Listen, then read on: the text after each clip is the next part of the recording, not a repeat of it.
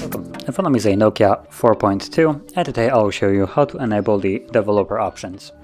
So to get started, you want to open up your settings, and from there scroll all the way down to System, and then About Phone. And now let's look for a build number. So it's right here at the bottom.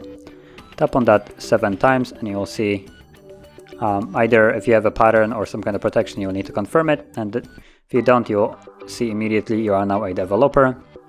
So now you can go back, tap on Advanced now in the previous page, and you'll see developer options. So you can tap on it, and from here you have access to all the developer options, as you can see.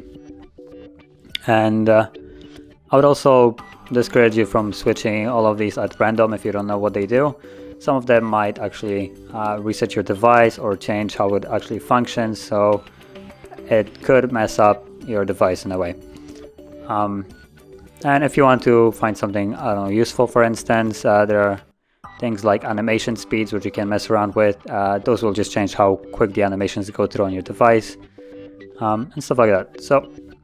But yeah, this is basically how you would enable the developer options. And if you found this very helpful, don't forget to hit like, subscribe, and thanks for watching.